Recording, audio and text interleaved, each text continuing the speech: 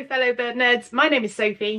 I'm David and we are both certified professional bird trainers. And in today's video we're going to talk about the top 5 things that we see most commonly in our parrot training and behaviour consultations with our business Best Behaved Birds. Now we do all kinds of behavioural work with clients, and in general education we work on bonding, we do diet conversion, give advice on diets, we had lots of training in that, and generally work with lots of people to help make their birds' lives better. However, today we really want to discuss the most common behavioural problems we see crop up over and over again, and maybe offer a few quick solutions to you guys to help you with them. And we call these problems, but really it's just parrots being parrots and trying to find out how to live in this unnatural world of being in our homes. Now before we start, we wanted to say something really important, and that is all of these behaviours we're going to talk about have a reason. They're not random, they don't just come out of nowhere. I know there's a lot of internet folklore that says that these behaviours have X, Y and Z causes and solutions, but we work on science, behavioural science, and we work on very much a cause and effect basis. So these birds are doing this for a reason, and it's very important to try and work out why. And the reason is not because they are lazy, stubborn, they're trying to dominate you, all of these weird labels that we put onto birds that's just masking the actual issue of what the problem is. So we're going to talk through some of these things today and hopefully give you a bit of a better insight. But if you feel like you need some one-on-one support with your favourite YouTubers, you can of course book a consultation with David and I. We'll have all the details down below, and we do work with people all around the world. We're really grateful to be able to do that. So if you do need some one-on-one support, all the info will be down in the description. So the first two are the two most common. We'll start with number one, which is screaming. The amount of people who come to us to talk about screaming. Now, unfortunately, parrots are one of the loudest pets that you could possibly have in your home. I have made a whole video on how loud are certain parrots, comparing it to different noises, so I'll leave a card at the top and a link in the description if you'd like to know a little bit more about that. Screaming is a challenging one, of course, like all of these things, because it's a form of communication. There are different levels of screaming, different ways that they communicate loudly, so we do need to get to the root cause of why. Is it excessive screaming? Is it hormonal based? Is it that they have a lack of skills? And that's a big one, isn't it? Having a lack of skills is a huge part of working through these challenges. Yeah, if your bird doesn't know how to do various things and they're on their own, you know, you're their flock and they need to be with you, they're going to want to be with you all the time, and when you move away they're going to scream. It's not always as simple as people make out. You know, birds are noisy, so you're always going to get some natural noise out of them, as Sophie already said, but birds will scream for a reason. They'll scream because they want you, like Sophie mentioned. Maybe they'll scream more because they're hormonal, maybe they'll scream more because there's something in the environment that is worrying them, and it's something that you think, oh okay, this just plant I've introduced into this room, it's just a plant, it's nothing dangerous, but your bird may be like, whoa, that's really scary. So it is about working out exactly why they're screaming and testing for that as well. And something else I think we should really mention now is, unlike some people on the internet, because we've seen it so much, we know that screaming is seldom a quick fix. Sometimes it is. Sometimes it is something as simple as removing something from the room or something in the environment that's causing a problem. But often there's a whole mishmash of factors that are causing the screaming problem, and you can't quick fix it, you have to work through it. A couple of other points to consider is diet. Again, we talk about this with every client. We always start with diet whenever we do our consultations, because it does have a huge impact on bird behaviour. And if your bird's diet is really high in calories, is really high in sugars, whether that's from formulated foods or you're just feeding them loads and loads of fruit and they are not, you know, a lorikeet or a lorry or something that should be eating higher proportions of that. If you're feeding a high sugar diet, a high calorie diet, you're more likely to see screaming because they've got all this energy and they don't know how to expel it.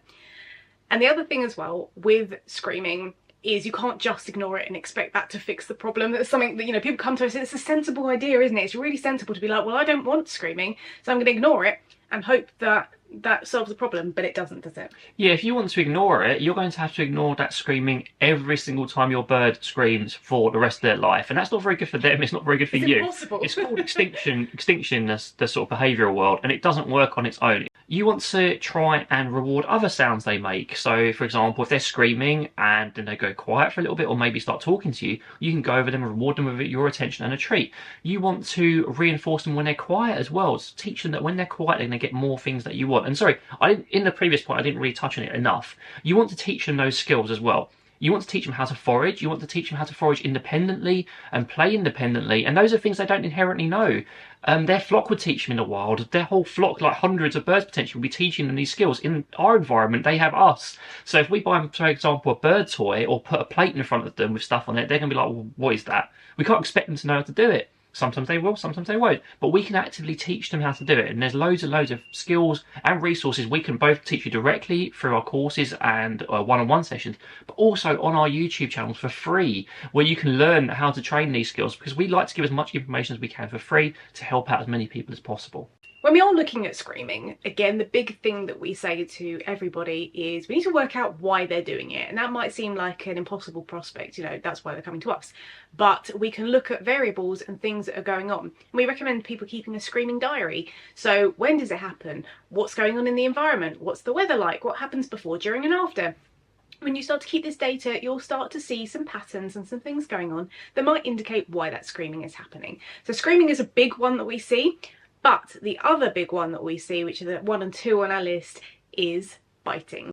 Now, like with screaming, biting is kind of a form of communication. It may not seem like it, but they're trying to tell you something when they bite. And it's also very important to differentiate whether your bird's actually biting you or nibbling you. Frequently we see something called beaking, which is very common in younger birds or conures, where they just don't know how to moderate their bite force. And we'll talk a little bit about that later and how you can maybe help with that, because it's a very useful skill there.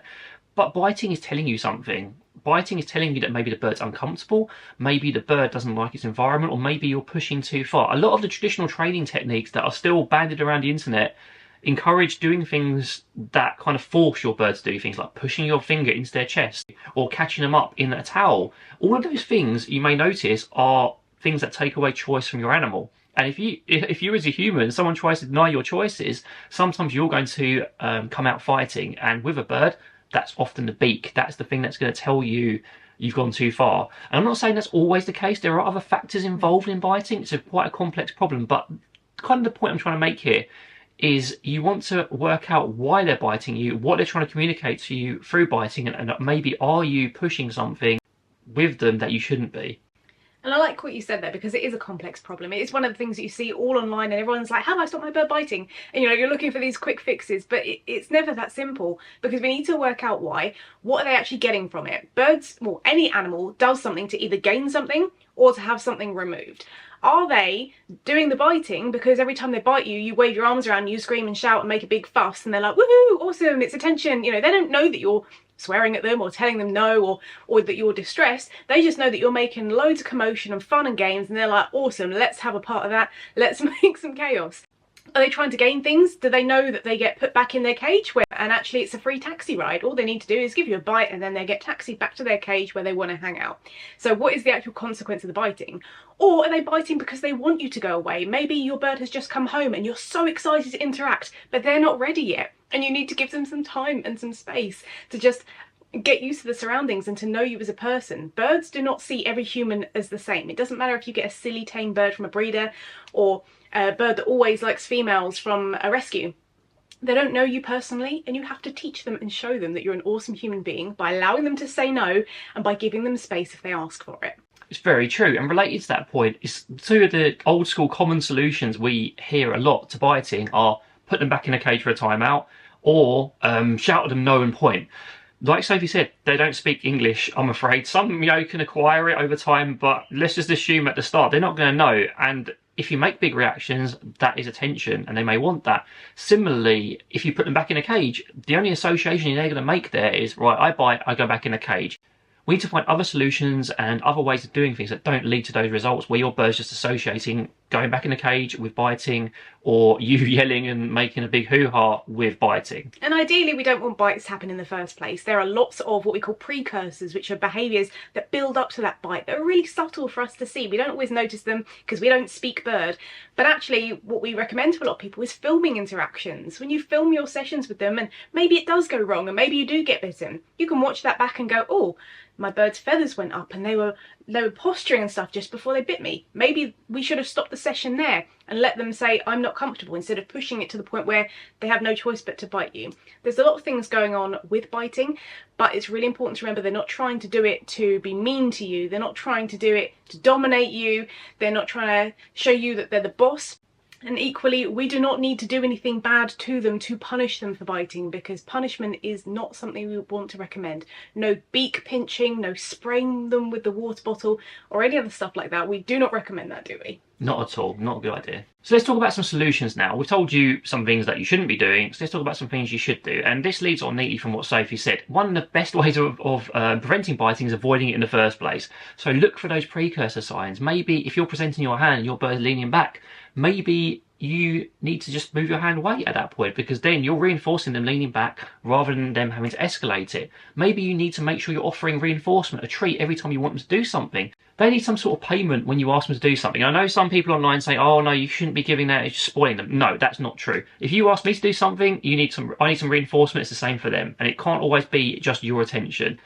Similarly as well, you may want to work on reducing their bite force, especially if you have a beaking conure, and target training is very useful in that. Target training just involves your bird touching the end of the stick in return for a treat, a reward. It can be done through the cage bars if you're working through a very complex biting problem. You can also encourage them to touch it very softly, because you don't want them biting down on it. You just want them touching it with the tip of their nose, their beak, or their tongue, the lightest contact possible. And we call it soft targeting. And if you would like to know how to do target training, we both have target training videos and tutorials on our channels, as well as I think over 700 free videos across our channels. So they've got a whole series on biting. Yeah, so what are you waiting for? Go and have a binge watch of our stuff, because we do try and, as we said, try and give you as much for free so that you can try and solve your own behaviour problems. But if you do need our help, we are here for you. Now on to an even more complex one, which is feather destructive behaviour. It is not a nice one at all, because your bird is actually mutilating themselves. Now there's a few different ways that birds do feather destructive behaviour. Most commonly is plucking, so they will physically pull out an entire feather from their body. And you'll have the whole feather come out, and it'll often be blood feathers, so you may see a bit of blood on the end and that kind of thing. Or barbering, which is where they will kind of chew their feathers, so the whole feather may not come out, and it may just be part of the feather that comes out, and then all the fluff kind of gets left in there. Whichever type of feather destructive behaviour there is, it is quite a serious issue. Now, when we ever do consultations on anything really, but especially this, we always recommend that people take their birds to their avian vets just to rule out anything else. And then if we know that it's a behavioural challenge, then we can then go from there. But it is a very complex behaviour, and it is one that can take an exceptional amount of time to work through, but also it is one that can sometimes creep up again. So say, for example, it's stress-based. Your bird can go ages and they'll be fine and everything's great. And if there is a period of stress, then suddenly they can start doing it. And that's something to bear in mind, and it doesn't make you a bad bird owner if your bird is doing this. It is just one of those things that can happen sometimes. So you may notice a theme with a lot of the things we talk about, and that is finding the root cause of what is going on. So where Sophie said you want to eliminate any medical causes first, that's very important. But finding out the root cause and not making assumptions as to that root cause is important. So you can keep a diary. A lot of the things what we recommend is keeping a diary just to establish exactly what's going on. But you want to work out what that cause is. You can then look at your diet. Maybe diet is playing a factor in that feather destructive behaviour. Maybe there is a stress factor, and stress is probably one of the most common behavioural causes of it, and why it does reoccur sometimes. Because feather destructive behaviour does tend to reoccur, but there are steps you can obviously take to prevent that. Is it something to do with the environment that's causing the problem? Is there something else in the environment, not just a stressor, but something physical that's doing it? Maybe it's burning scented candles. That has become associated with this sort of thing.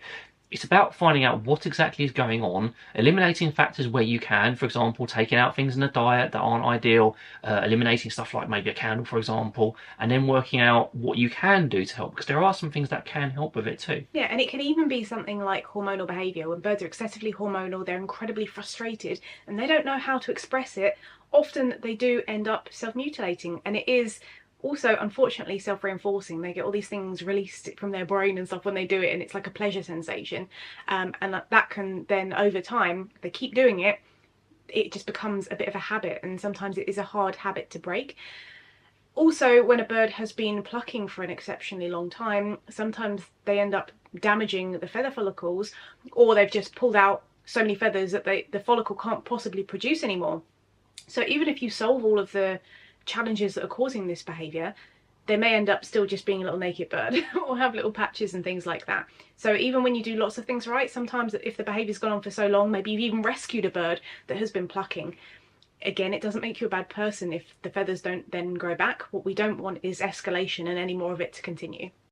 Let's talk about a few solutions you can potentially offer, because there's quite a few and some of them do involve digging into it. So let's talk about things we add rather than take away, like for example diet. So in diet you could, for example, add avian teas, and we actually have some on our store that are specially formulated. They're very, very good, and they make excellent dietary supplements in general. You can add other things into the diet, for example, chamomile or tulsi, which you don't want if you don't want to buy specialised tea, which are very good for reducing stress. You can also look at the environment again and try and see if there's anything you can add to it. And the most common thing that we recommend, a very easy thing, is a preening toy. And a preening toy is a special name, but it's not a very special thing. It's just a toy that has little strands on it, little fibres that they can actually displace the behaviour on. And you may need to train that. That's something obviously we can help with, but it's very useful and it's been highly effective as a non-invasive solution for plucking. And we may also need to look at how we interact with our birds. Are we accidentally encouraging hormonal behaviour? Are we not giving them enough time? Are they missing those skills to actually self-entertain, and they have nothing else to do? They don't know how to interact with their environment, and that's why they then displace this behaviour. Is there something in the room that is causing them so much stress? Because again, some birds just really struggle with change, and maybe you've got this fabulous new velour sofa that you've brought in and they're like, whoa, I don't know how I feel about that. And then because they're still in this space and they can't escape from it, they can't get any more distance, all this stress builds up, all this anxiety builds up, and then they end up taking it out on themselves. We don't want it to get to that point, but if it does, we need to look at the bigger picture. This is why we don't really make much content on this topic on YouTube. It is hard. There are some things that can help, but it does, again, the way to stop it is to find out exactly why it's happening and offer that solution. One of the dreaded buzzwords of the current parrot world is hormones. Hormones is a very real problem and does cause behavioural issues in parrots. However, it is becoming such a big buzzword for everyone. Everyone just sees a problem behaviour and labels it as hormones. It's not always hormones. Hormones, yes, do have a big part to play. It's not always hormones. And one thing I want to mention as well now is hormones are natural for parrots. It's part of their biology. We don't ever want to remove it unless it's a real medical issue, and then that's something you should talk to with your vet. They're natural for them, and while we don't want to encourage them, we can't get rid of them. But we need to offer some more practical and useful solutions that improve our parrots' lifestyle and their environment, rather than trying to just scattergun it with all sorts of things we read on Facebook. Yeah. And we need to look at each bird as a whole as well, because we've had lots of messages and people coming to us asking for consults saying, my bird is hormonal, I don't know what to do, it's screaming and biting. And we go, okay, let's have some more information. And they say, well, my bird's 3 months old. It's like, your bird cannot be hormonal at 3 months old, it's a baby, you know. That we need to look at all these different parameters, and you know, different species of bird will reach maturity at different levels, and all this kind of stuff can happen at different times of year, and there's loads of different triggers based on different species as well. It's not so simple. And you know, we have both made content on hormonal behavior. We've got a whole series on it. My video is quite old, I need to update that really.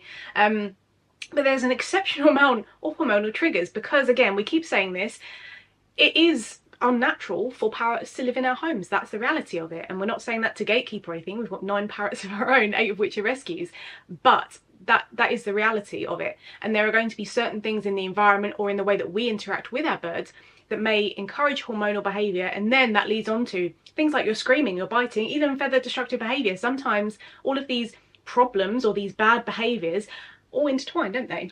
That's very true. And something Sophie touched upon earlier I want to expand on is someone comes to us with hormones and we dig into it, and it turns out it's something completely unrelated. There's another problem going on there, like an anxiety problem, or maybe something in the environment. It's nothing to do with hormones. And when it is hormones, something we find very useful is to picture hormonal triggers as a scale. So we have, on this side, we have a non-hormonal parrot, completely fine, and then the more factors we add, the more you get a very hormonal parrot that's exhibiting behaviour you don't want to see. And in the middle, they can be a little bit hormonal, but it's not really a problem. So let's just take a couple of examples. So you've got your neutral parrot, nothing wrong at all. Time of year, that is a big factor. Diet, that can play a factor if they've got a very high calorie diet with lots of non-ideal things. Sugar and stuff like that, yeah. And then you've got inappropriate touching. Maybe you're petting your bird all across their wings and everything constantly. Maybe they're mating with their partner, if they've got one, and they're rubbing themselves on things, or they're finding nesting cavities. Maybe they're not getting enough sleep. And as you can see, this scale ticks over until you have a very hormonal parrot that is constantly, you know, looking for nesting sites, prolifically egg laying, biting, and all sorts of problems. But if we can tick things off of that scale, you may have a parrot that just is a little bit grumpier and maybe makes a little bit more noise. You may have a parrot that just simply looks for a nesting site occasionally, and that's okay. That's natural, but it's just not letting it go to the extreme. And going to the extreme for any of these challenges is never ideal. We don't want any of our birds to be laying eggs. None of these birds need to be breeding. None of these birds need to be laying any amount of eggs. They don't need to be doing the business with anything in their environment. And, you know, when it gets really serious, then, you know, you can do all these interventions, but sometimes genetics may play a part in it, especially with cockatiels and budgies. And then we need to go and speak to our avian vet, and we don't want to get to that point. We want to be tackling this head on with lots of different solutions, which is why we talk so much about diet, again, because that really does play a huge role in bird behaviour. That's why we like to look at cage setups in our consultations, because maybe you've got a nest box in there, or you've got one of those awful snuggle safe cozy huts that need to just be burned. We need to just get rid of them from the industry. They're awful. Or maybe, you know, there's other things going on in the environment, in the way that we interact with our birds. Maybe we're offering them warm, mushy foods, and we're petting them under their wings and all over and stroking them like a cat and a dog, like David said. Like, those things are going to encourage hormonal behaviour, even if you don't want them to. It's one of those things. So we do need to look at this issue, work out what the triggers are in the environment, and go from there. And you can't see your bird like a different type of pet or a human. We express our love in very certain ways. You know, if I hug Sophie, that's an expression of love. If I hug my parrot, that's an expression of love for me, but for them it may be a bit different. You can't treat them like a cat or dog or another human, and you can express your affection to them, you know, by giving them appropriate treats or petting them around the head and neck. That's very important. Or if you've got a conure, it's very common that they love cuddles, and that's completely fine. It's genetically fine for them. They're disposed to cuddle. They do it in the wild, but you just got to do it right. And there's loads of content we've got on the channel expanding on this. Just try not to project your own emotions onto them and have them behave in a certain way when they're not going to, because they're birds. Yeah. Equally, I might express my love to David by making him a huge banquet with loads and loads of food everywhere. This would be nice. It would be absolutely amazing, and maybe we should just do that. But for a bird, having an abundance of food and all of these different naughty foods that they shouldn't have in their environment, that is potentially going to be a hormonal trigger. When birds have loads and loads of resources in extra abundance, that tells them, hey, it's safe to breed. It can even be things like temperature and humidity, like we've mentioned before, especially for certain species in different parts of the world. There's a whole thing that we need to look at. Hormones, like everything, we can't stress this enough. It's not that simple, and it's not because we're trying to get your business. It's the reality of the situation, that nothing is a quick fix, and it would be so much easier if it was a quick fix. And the final one we want to talk about is, again, another really complex one, which we do not make videos on YouTube. Can you guess which one it is? It's separation anxiety, again, which can feed into all these other behaviours, like especially the screaming. Again, sometimes people come with us about screaming and it ends up being separation anxiety, or vice versa. It is a really complex one, and it is not something that we can solve over comments or DMs. We do need to do a deep dive about how this is working. And unfortunately, with separation anxiety, it is mostly commonly seen with singly housed birds. Now, we are not against people housing birds singly. We are pro multi-bird household. We do have 9 birds, as I said, and we feel that parrots really do benefit from having a friend of their own species, or in the same genus.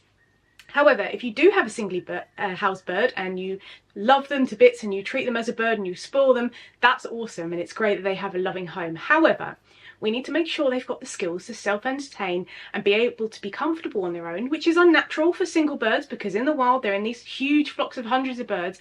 We need to teach them how to be able to feel safe on their own, because that's sometimes where this separation anxiety comes about, because you are their flock, and if you just suddenly disappear, that doesn't happen in the wild. If their flock disappears in the wild, then that's a danger sign, and there could be predators around. So it's quite a tricky one, isn't it? It's very natural for them to want to be with you. If you've got a solo bird, that you are their flock, they want to be with you, especially if they've been around humans a lot and they've been raised that way. And obviously most chicks are raised as part of a clutch, so they've got their flock mates with them. So it is very unnatural for them to not be with someone, and you've got to sort of rein in your expectations here when you're a human with your bird. You can't expect them to be quiet all the time, because they're not. They're naturally noisy. They're naturally communicating with each other. That's how they sort of stay in touch. They need to teach each other skills, and that means that you need to teach them skills. And as Sophie said, there's nothing wrong with having a solo bird. We prefer having multi-bird households. We see a lot of benefit there if they're introduced properly as well, or whatever. That's a whole other topic. But if you are their flock, you need to be their flock. So that means you need to spend lots of time with them. You need to train them how to be okay on their own through these foraging skills and be happy. Some exercises we do a lot of people just to teach them, because they're so smart as well. You can't expect them to just sit there like an ornament. And I'm glad that sort of view is disappearing. So if you are their flock, you need to act like it. You need to train them and be with them and show them, and not be surprised when they do scream for you when you leave the room, when they're not sure what to do. It's difficult to offer you concrete solutions to separation anxiety. I've kind of alluded to some in what I've just said. Most of the solutions involve training and involve work on getting your bird to be okay on their own. But as a generality, make sure they have lots of things to do and they know how to use them as well. Make sure that you do spend lots of time with your bird when you can, wherever you can, and make sure that they're okay being independent. And the last one is a very leading comment, because that does involve work from you and you may not know how to do it. And that's where we can help out a little bit, and where you can turn to our resource videos. Even though we don't address it directly, a lot of those skills that we are mentioning here are taught there, like foraging, like playing with toys. We have them for free. You can just watch our videos. But if you do need extra help, you can approach us and we're always happy to help. So if you would like to book a consultation with David and I, wherever you are in the world, we would love to speak to you. As I said, all the info will be down in the description. Maybe I'll even put a pinned comment and you can come and speak to us and have a one-to-one consultation. You get a whole written out action plan about everything we talk about in that, and then you get dedicated support afterwards. If that's something you're interested in, all the info will be down below. But in the meantime, thanks for watching, take care, and we'll see you in the next one. Bye bye.